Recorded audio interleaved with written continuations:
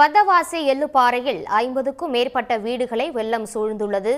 இதேபோல சுகநதி ஆற்றிலும் வெள்ளம் கரை புரண்டு ஓடுகின்றது. இது தொடர்பான முழு விவரங்களை எமது செய்தியாளர் ராஜசேகர் வழங்க கேட்கலாம். ராஜசேகர், இது தொடர்பான முழு விவரங்கள்.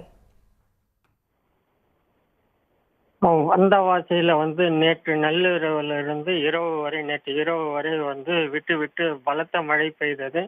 இதனால இன்று காலை சுகநதி ஆற்றில் பல்வேறு கிராமங்களில் ஏரி நிரம்பி கலங்கள் வழியாக உபரி நீர் வருவதால் சுகநதி ஆற்றில் 2 கரைகளை தாண்டி வெள்ளப்பெருக்கு அதிகப்படியான வருவதால் வந்தவாசி நகர் பகுதியில் உள்ள எள்ளுப்பாறை அந்த ஆற்றங்கரை ஓரத்துல சுமார் ஒரு 100க்கும் மேற்பட்ட வீடுகள் வாழ்ந்து வருகின்றன.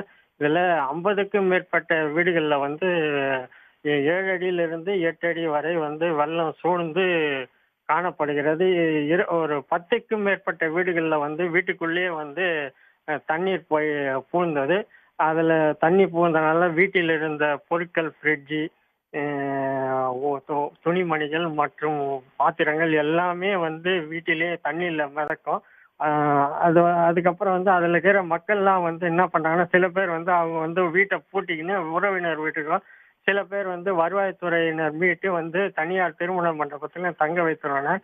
இன்று காலை நகரமன்ற உறுப்பினர் ஜலால், வருவாய்த்துறை அதிகாரிகள் அந்த இடத்தை பார்வையிட்டு அவங்களுக்கு தேவையான உணவுப் பொருட்களை வழங்கினர். மேலும் இந்த வீடுகளை சுத்தி அந்த பகுதியில் இருக்கிற மக்கள் என்ன கூறுகிறாங்க, 25 ஆண்டுகளுக்கு பிறகு இந்த முறைதான் பலத்த மழை. இதனால இவ்வளவு வீடுகள் அதுவும் தண்ணீர் கம்மியா தான் வரும். சுகநதி ஆற்றுல வெள்ளப்பெருக்கு ஏறும்போது இப்போ இவ்வளோ 8 அடி 7 அடி உயரத்துக்கு தண்ணீர் வர்றதுக்கு காரணம் இந்த முறை மட்டும்தான் அப்படின்னு அப்பகுதி மக்கள் ஒரு குற்றச்சாட்டு வைக்கிறாங்க.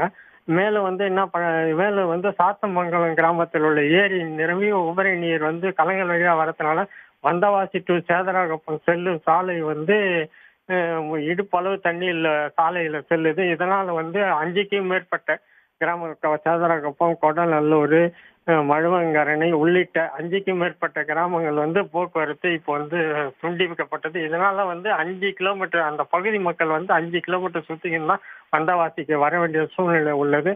அந்த இன்னும் பாத்தீங்கன்னா ஏரி அது பல்வேறு கிராமங்களில் ஏரி நிரம்பி உபரி நீர் கலங்கள் வழியா வரதுனால விவசாயம் பாதிப்பு, ரோடுகள் துண்டிப்பு, இதே போல வீடுகளை சுற்றி மழை வெள்ளம் சூழ்ந்திருக்கிறது. இதனால் வருவாய்த்துறை அதிகாரிகள் மீட்டு அங்கங்க உள்ள சேவை மையம், ஊராட்சி மன்ற கட்டிடத்துல தங்க வைக்கப்பட்டுள்ளனர். விரிவான தகவல்களுக்கு நன்றி ராஜசேகர். மயிலாடுதுறையில் 18 மணி நேரத்தில் 22 சென்டிமீட்டர் மழை பதிவானதால் பல இடங்களில் வெள்ளப்பெருக்கு ஏற்பட்டது. கூடுதல் விவரங்களை வழங்குவதற்காக செய்தியாளர் ராஜேந்திரன் இணைகிறார். ராஜேந்திரன், விவரங்கள். மயிலாடுதுறை மாவட்டத்தில் நேற்று இரவு பலத்த மழை துவங்கி விடிய விடிய பெய்த மழை காலை சற்று ஓய்ந்திருக்கிறது. விடிய விடிய பெய்த மழை 22 சென்டிமீட்டர் அளவுக்கு பெய்துள்ளது. மயிலாடுதுறை நகரில் பள்ளமான இடங்களில் நீர் தேங்கியுள்ளது. மேலும் அரசு மருத்துவமனை வளாகத்தில் இருந்த ஒரு 80 வயது உள்ள வேப்ப மரம் திடீரென்று சாய்ந்து இருந்தது. உடனடியாக தீயணைப்பு துறையினர் அதை அப்புறப்படுத்தினர். அதுக்கு அடுத்தது அந்த தீயணைப்பு துறை அலுவலகம் முன்பாக தண்ணீர் சூழ்ந்துள்ளது. அடுத்து மயிலாடுதுறை அருகே பல்லவராயன்பேட்டை நரிக்குவ சமுதாயத்தினர் வசிக்கும் பல்லவராயன்பேட்டையில் முழுவதாக தண்ணி சூழ்ந்துள்ளது. பல்லவராயன்பேட்டை அருகே உள்ள நியூஸ் பகுதியில் புளிய மரம் சாய்ந்து அதை அப்புறப்படுத்த பணியில் ஈடுபட்டு வருகின்றனர். வில்லியனூர் பகுதியில் தொடர்ந்து சம்பா, அதாவது குறுவை நடாமல் சம்பா நட்டுக்காக அந்த சம்பா பயிர் 45 நாட்கள் பயிராக இருக்கிறது. அது கிட்டத்தட்ட விட்டு விட்டு பள்ளமான உள்ள பகுதியில் ஒரு 200 ஏக்கர்கள் மூழ்கி உள்ளது. அதற்கு தண்ணீர் வடியவில்லை. அதுக்கு காரணம் பக்கத்தில் செல்லும் அந்த ஆறு சரியாக, அதாவது வடிகால் ஆட்சியால் தூர்வாராமல் இருப்பதால் தண்ணீர் எதிர்த்து நின்று மூழ்கடித்துள்ளது.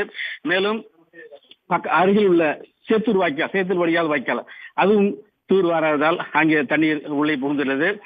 அதையடுத்து பெரம்பூர் பகுதியில் உள்ள ஒரு ஆலமரம் ஒன்று அங்கே வேருடன் சாய்ந்து ஆற்றில் சாய்ந்துள்ளது. அதிலிருந்து அந்த தண்ணீர் வெளியேறாமல் அங்கே சிரமத்தை ஏற்படுத்தியுள்ளது.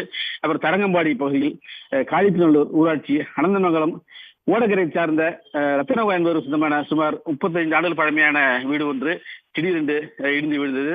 அதன் உரிமையாளர் ரத்தனவா மற்றும் அவர் மனைவி மற்றும் 3 குழந்தைகள் வீட்டின் பின்புறம் படுத்திருந்ததால் அவர்கள் மீது இந்த இடிபாடுகள் விழாமல் இருந்தது.